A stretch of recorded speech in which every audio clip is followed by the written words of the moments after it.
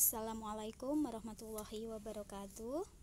Apa kabar anak-anak usaja yang hebat, yang soleh dan solehah semuanya? Semoga kalian beserta keluarga dalam keadaan sehat dan selalu dalam lindungan oleh Allah Subhanahu wa taala, ya. Tetap beraktivitas, tetap semangat dalam menjalankan semua aktivitasnya, ya. Meskipun kita masih belajarnya lewat virtual atau lewat daring, ya. Oke, sekarang sebelum kita mulai pembelajaran hari ini, kita bersama-sama membaca basmalah. Bismillahirrahmanirrahim. Oke, sekarang kita akan melanjutkan materi tentang pembulatan dan penaksiran. Tetapi untuk hari ini Ustazah mau membahas dulu tentang pembulatan. Kalian bisa dibuka bukunya dan disiapkan alat tulisnya di halaman 25. Pembulatan, ya. Oke. Masih semangat ya.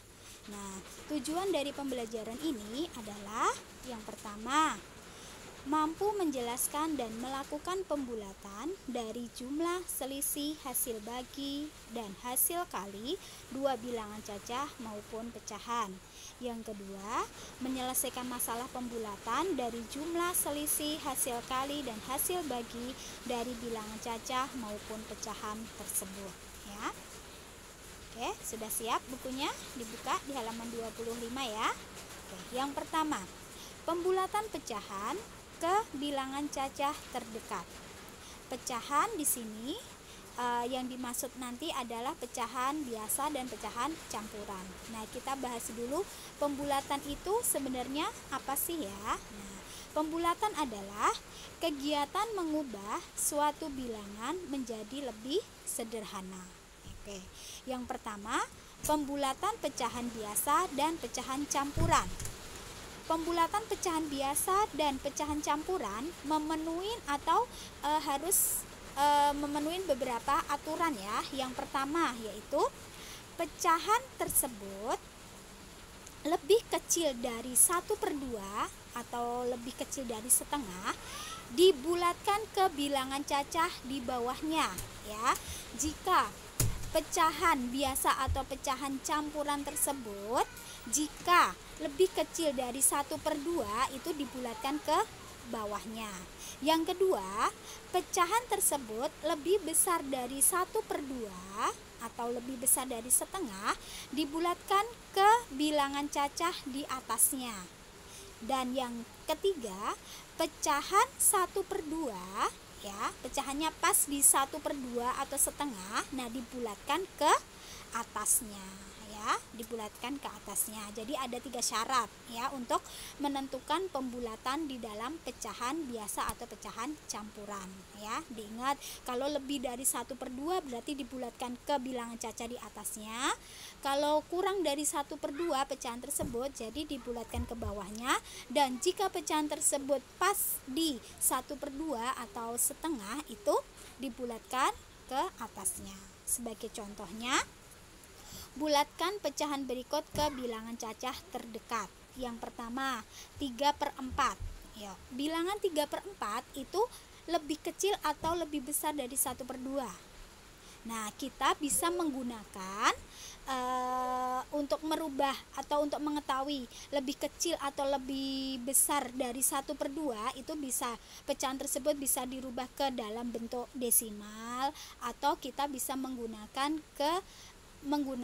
garis bilangan, ya. Nah, 3/4 ini adalah lebih besar dari 1/2. Jadi, kalau lebih besar tadi dinaikkan atau diturunkan. Ya, betul. Jadi dinaikkan. Jadi berapa? 3/4 jika dibulatkan ke bilangan cacah adalah menjadi 1, ya, menjadi 1. Yang kedua, 2/5. Nah, 2/5 ini kan kalau kita jabarkan itu 2 ditambah 2/5. Nah, sekarang kita lihat 2/5-nya dulu. 2/5 itu lebih besar atau lebih kecil dari 1/2? Oke, jadi 2/5 itu lebih kecil dari 1/2. Kalau lebih kecil berarti di apa, Nak? ke bilangan cacah di bawahnya. Jadi 2/5-nya tidak dianggap, kita ambil bilangan cacah di depannya, yaitu berapa? 2. Jadi 2/5 dibulatkan ke bilangan cacah menjadi 2 ya. Yang ketiga, 15 7/13. Nah, dijabarkan kayak tadi, 15 ditambah 7/13. Nah, sekarang kita lihat 7/13-nya. Apakah lebih besar atau lebih kecil dari 1/2?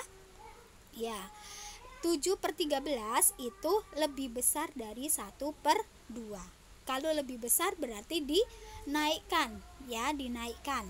Jadi dinaikkan 1 bilangan cacah di depannya. Jadi 15 7/13 dibulatkan ke bilangan cacah terdekat, yaitu menjadi 16 ya. Itu adalah pembulatan bilangan pecahan biasa dan campuran. Oke. Yang kedua yaitu dibuka di halaman 26, membulatkan bilangan desimal. Nah, untuk membulatkan bilangan desimal diperhatikan adalah angka pertama di belakang koma atau angka persepuluhannya. Jadi nanti jika kalian ada soal atau menemui soal bilangan desimal dibulatkan ke bilangan cacah, nah itu kalian lihat pertama kali yaitu angka di belakang koma, 1 angka di belakang koma. Nah, ini ada aturannya juga. Yang pertama, jika angka di belakang koma tersebut atau persepuluhannya itu lebih kecil dari 5, maka bilangan desimal dibulatkan ke bilangan cacah di bawahnya. Jadi tidak dianggap ya. Yang kedua, jika angka persepuluhannya atau lebih besar dari 5, maka bilangan desimal tersebut dibulatkan ke bilangan cacah di atasnya atau dinaikkan 1 ya. Nah, jika angka persepuluhannya sama dengan 5, maka bilangan desimal tersebut dibulatkan ke bilangan cacah di atasnya atau ditambahkan 1 nanti. Oke. Sekarang sebagai contohnya biar kalian lebih paham lagi. Bulatkan bilangan desimal berikut ke bilangan cacah. Yang pertama 3,25. Nah, sekarang lihat satu angka di belakang koma. Di belakang koma, angka berapa di situ? Betul, 2. 2 lebih besar atau lebih kecil dari 5? Ya, lebih kecil dari 5. Jadi kalau lebih kecil dari 5 dibulatkan ke bawahnya atau komanya, angka di belakang komanya tadi tidak dianggap. Jadi kita ambil di depan, angka paling depan, yaitu berapa? 3. Jadi 3,25 dibulatkan menjadi 3. Oke ya, paham? Sekarang yang kedua, 76,57. Nah, sekarang lihat satu angka di belakang koma. Angka berapa, Nak? Betul sekali, angka 5. Nah, angka 5 itu berarti menurut aturannya dinaikkan ya, dinaikkan ke atasnya atau ke bilangan cacah di atasnya. Jadi dinaikkan 1 tambah 1 angka depannya, jadi 76,57 dibulatkan menjadi ditambah 1 jadi 77. Oke. Yang ketiga 85,9. Oke, jadi lihat angka di belakang komanya angka berapa? 9. 9 pasti lebih besar dari 5. Jadi kita naikkan 1. Jadi menjadi 85,9 dibulatkan menjadi 86. Oke. Sekarang yang ketiga, pembulatan bilangan ke puluhan terdekat. Ya, ke puluhan terdekat di halaman 27. Untuk membulatkan bilangan ke puluhan terdekat, perhatikan angka satuannya ya. Aturan pembulatan ke puluhan terdekat. Jadi ada bilangan cacah nanti atau bilangan desimal dibulatkan ke puluhan terdekat. Kita lihat nilai satuannya ya. Yang pertama, aturannya jika angka satuan kurang dari 5, angka tersebut menjadi 0 dan angka puluhannya tetap. Yang kedua, jika angka satuan sama atau lebih dari 5, angka tersebut menjadi 0 dan angka puluhannya ditambah 1. Ya. Nah, jadi kalau puluhan dibulatkan ke puluhan, patokannya yaitu nilai satuannya. Ya, kalau satuannya kurang dari 5, berarti angka puluhannya tetap. Ya, tetapi jika nilai satuannya itu sama dengan 5 atau lebih besar dari 5, jadi nilai puluhannya nanti ditambahkan 1. Oke ya. Sebagai contohnya, bulatkan bilangan-bilangan berikut ke puluhan terdekat. 74. Angka satuannya adalah berapa, Nak? Yaitu 4. Betul ya. Jadi 4 kurang dari 5. Jadi dibulatkan menjadi berapa? Puluhannya menjadi 0, jadi 70 ya. Oke, yang kedua, bilangan 122,5. Angka satuannya berapa? 2, ya kan? Jadi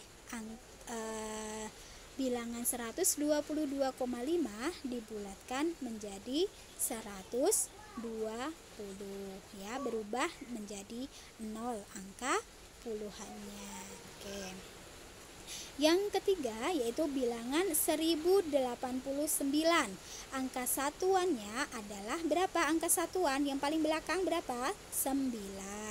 Jadi 9 lebih besar dari 5, jadi dibulatkan menjadi 1090 ya. Jadi 1089 dibulatkan menjadi 1090. Oke, sekarang yang ketiga, bukunya masih di halaman 27. Pembulatan bilangan ke ratusan terdekat. Sekarang ke ratusan, tadi ke puluhan. Nah, untuk membulatkan bilangan ke ratusan terdekat, perhatikan angka puluhannya. Ya, kalau ratusan angka puluhannya. Kalau tadi ke puluhan berarti angka satuannya. Aturannya masih sama kayak tadi. Jadi angka satuan dan puluhan menjadi 0. Angka satuan dan puluhan menjadi 0. Itu aturannya ya. Yang kedua, jika angka puluhan kurang dari 5, angka ratusannya tetap. Kalau kurang dari 5, angka ratusannya tetap. Jika angka puluhan sama atau lebih dari 5, jadi angka ratusannya bertambah 1. Kalau sama dengan 5 atau lebih besar dari 5, berarti angka ratusannya bertambah 1. Sebagai contoh, bulatkan bilangan berikut ke ratusan terdekat. Yang pertama, 134. Lihat, angka puluhannya berapa di situ? 3, ya kan? Nah, dibulatkan ke ratusan terdekat, berarti karena 3 kurang dari 5, nah angka puluhan dan satuannya menjadi 0. Jadi dibulatkan menjadi 100. Oke, yang kedua 765. Angka puluhannya yaitu berapa, Nak? 6. Karena 6 lebih besar dari 5, berarti angka ratusannya bertambah 1. 7 bertambah 1, jadi 800 ya. Angka puluhan dan satuannya menjadi 0. Bilangan 1497. Angka puluhannya berapa di situ? Betul, 9. Jadi jika dibulatkan ke ratusan terdekat menjadi, karena 9 lebih besar dari 5, jadi 1500. Oke ya. Yang keempat yaitu pembulatan bilangan ke ribuan terdekat di halaman 28. Untuk membulatkan bilangan ke ribuan terdekat, perhatikan angka ratusannya ya. Kalau ribuan ke angka ratusannya. Ketentuannya yaitu pertama, angka satuan, puluhan dan ratusan menjadi 0. Jika angka ratusan kurang dari 5, angka ribuannya tetap. Dan jika angka ratusannya lebih besar atau sama dengan 5, berarti bertambah 1 ya, kayak tadi. Contohnya, bulatkan bilangan-bilangan berikut ke ribuan terdekat. Oke, yang pertama 1250 dibulatkan ke ribuan terdekat. Kita lihat nilai ratusannya. Ratusannya berapa di situ? 2. 2 kurang dari 5. Jadi nilai ratusan, puluhan, dan satuannya berubah menjadi 0. Ya kan? Jadi 1250 jika dibulatkan ke ratusan terdekat menjadi 1000. Oke. Yang kedua, bilangan 3891. Kita lihat angka ratusannya. Ratusannya di situ 8. Otomatis 8 lebih besar dari 5, jadi nilai ribuannya bertambah menjadi 1 dan nilai ratusan, puluhan, dan satuannya berubah menjadi 0. Jadi 3891 dibulatkan ke ribuan terdekat menjadi 4000. Yang ketiga, bilangan 8489,11. Angka ratusannya adalah berapa? Betul, 4. Jadi 8489,11 dibulatkan menjadi 8000 karena angka ratusannya kurang dari 5 ya. Itu yang Ustazah berikan pada hari ini. Insyaallah nanti tugasnya hari ini Ustazah gabung dengan penaksiran aja. Jadi tugasnya hari ini tidak ada, kalian boleh latihan aja tapi tidak usah dikumpulkan ya. Nanti insyaallah minggu depan tugasnya bergabung dengan penaksiran ya. Tetap semangat dalam belajar ya. Semoga minggu depan kita masih diberi kesempatan lagi untuk melakukan pembelajaran matematika ya.